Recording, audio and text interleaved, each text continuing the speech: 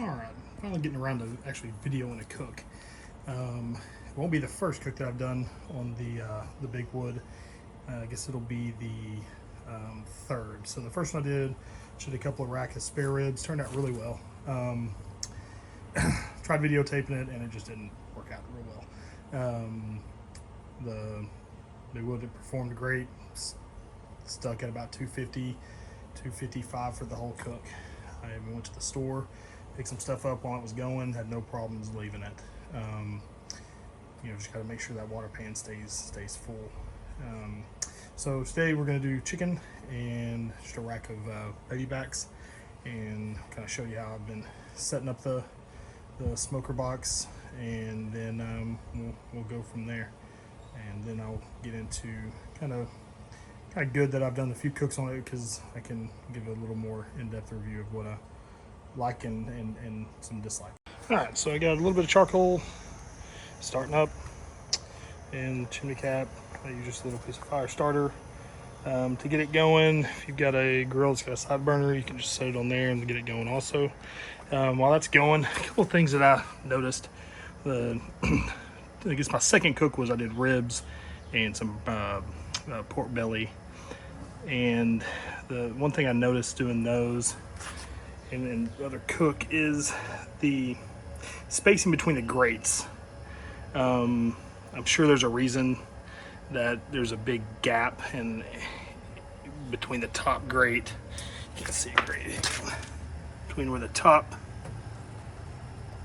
one runs is here, then you got your second and third. And I'm sure there's a reason that it's that way, but it seems that I did some ribs on top and left them on there a while, and it probably needs to rotate because that heat is coming up the side and back down. So spacing is kind of weird. I haven't compared that the spacing on this compared to the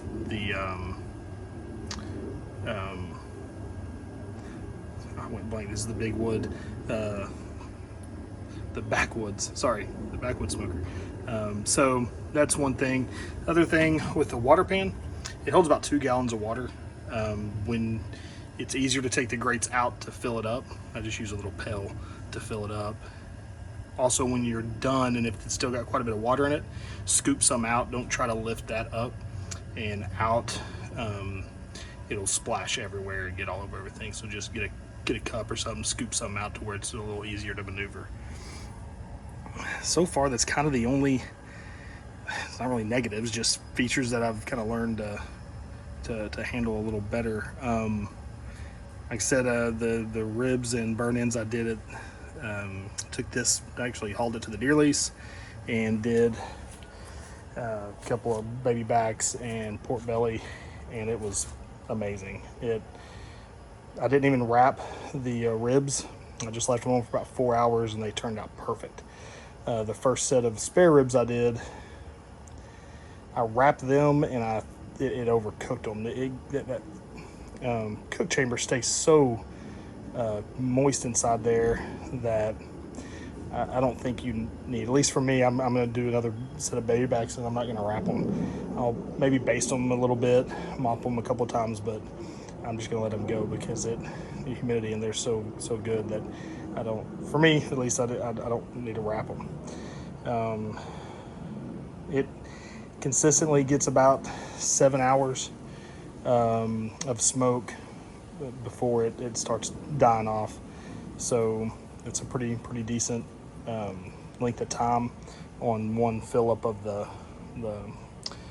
cook or the firebox. So we'll let this charcoal get going, pour it in, and then get our meat on. So we'll be back. All right.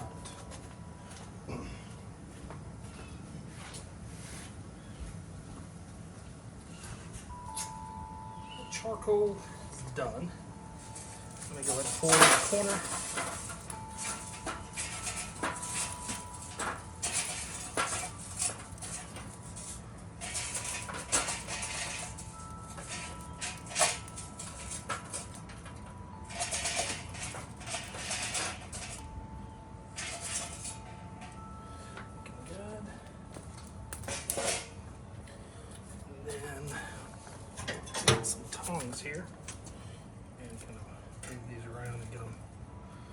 big pile.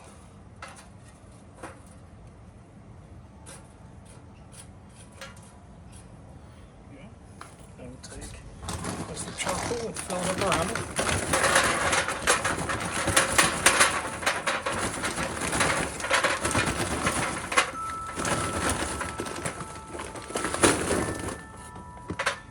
I haven't tried to use lump charcoal yet. I don't think I will. I kind of like the briquettes because you can kind of space them out and stack them a little better than lump. I think the guy that owner of the company or whatever in his video uses lump, but I haven't tried it, so I can't say anything negative about it. I just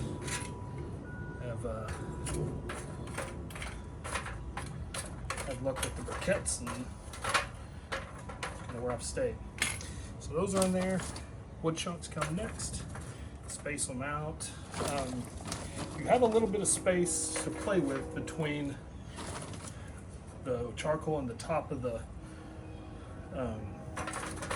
firebox area. If you got too big of chunks, it's going to not be able to slide in. So you'll want to manage it a little good and kind of shove them down in gaps and stuff as you go. The only time I had the temperature kind of spike was on my last cook. I pulled it out to add some chunks, and I say spike, it got to like, it was sitting at 250, it got to like 260. But I really didn't care. That wasn't that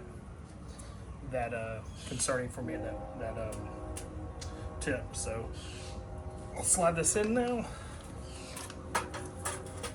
carefully. Let's see, like right there, kind of caught, and there we go. I got both side vents open all the way, and the top vent, chimney vent, open all the way. Also, got it open all the way. I don't know if you'll be able to see on here, but that side is open all the way, so is the other side.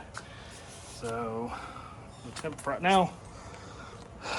Also, it said, at least on the backwood side, wait till it gets like 10 degrees before your target temp to close everything down. I found that, at least for me, I needed more cushion.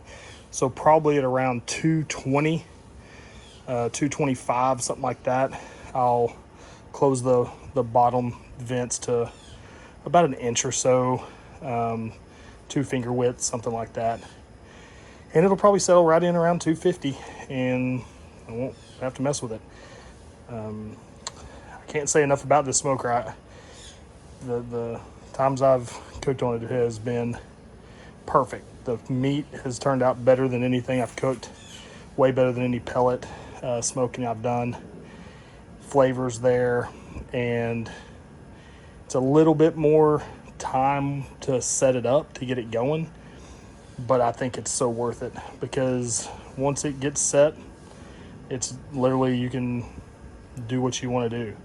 You can leave for a couple hours and come back, and it's going to be rocking and rolling. So we'll let this get up to temperature and put the meat on, and then I guess I'll check in every hour or so and show you the temperature, let you know how it's holding, and go from there. All right, so it's been 20, 30 minutes maybe, something like that. Probably close to 20. Anyway, got the side vents turned down. Sitting at about 251, 2, something like that. Close the top just a hair. I know backwood says just to leave that open, but I closed it a little bit, and it's hard for me to get around there and see the other one, but the other one's the same as the other side.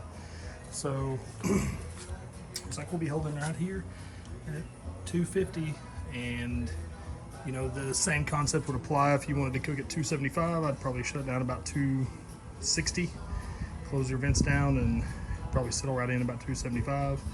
But it's kind of been working well at the 250 mark. So I'm gonna get the meat on there and back and show you how it's recovered and then go from there.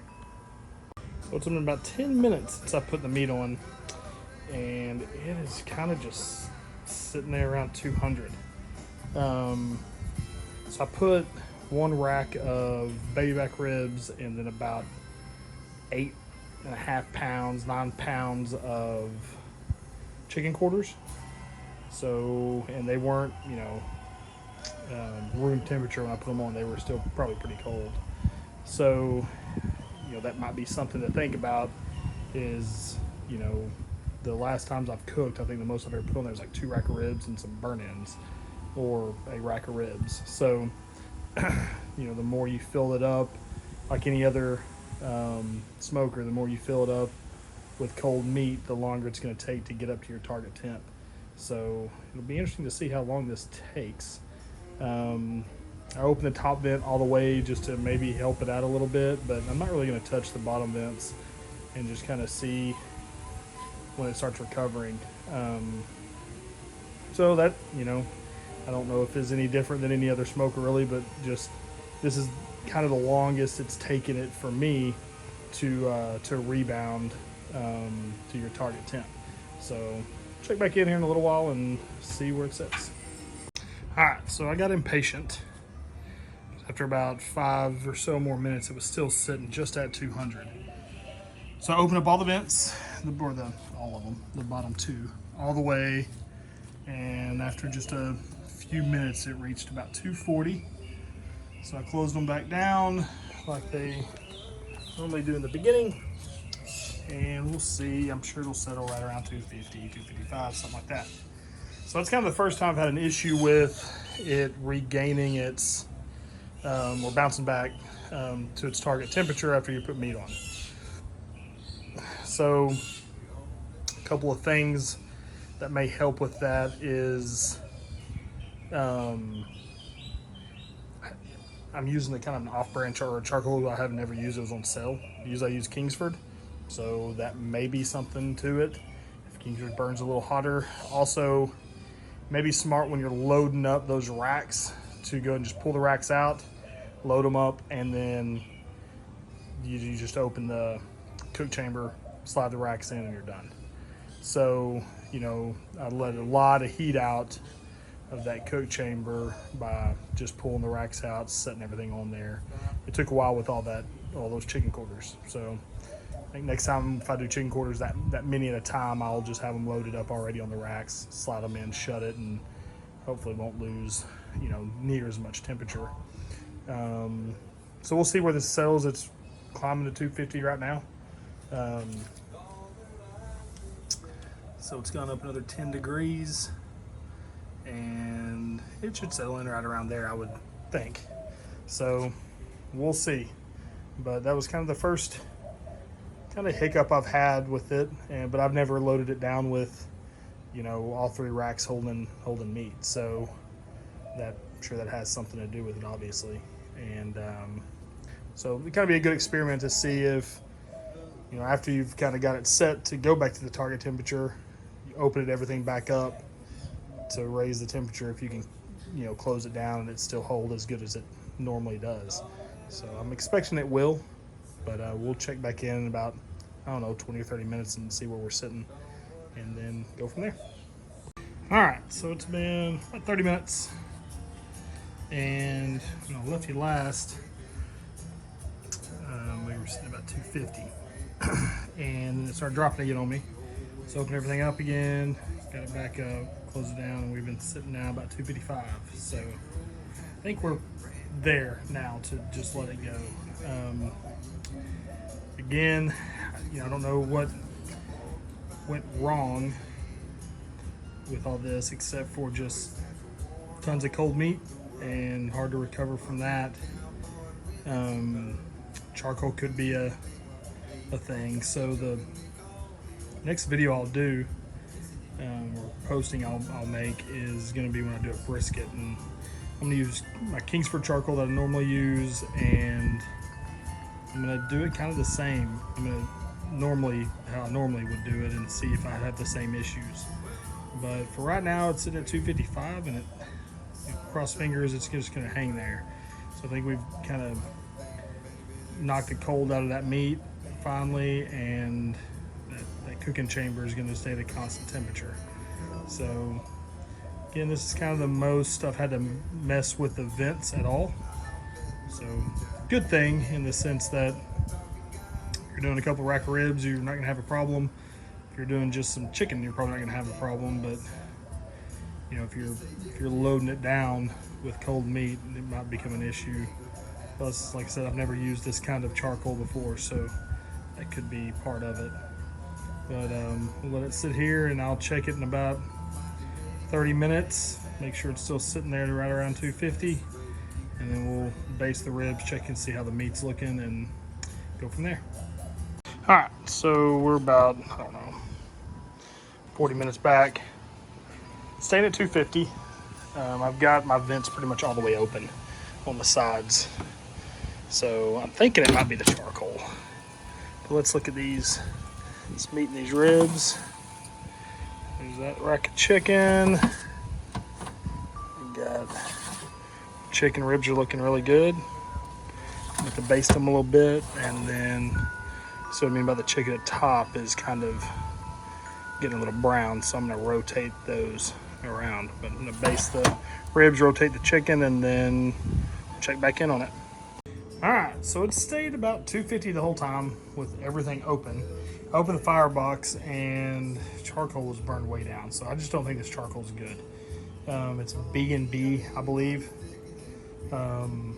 So like I said, next time I do a brisket, I'm gonna do Kingsford, see if that is the difference. Here's the chicken, is looking really good, really juicy. The rib rack of baby backs is looking good.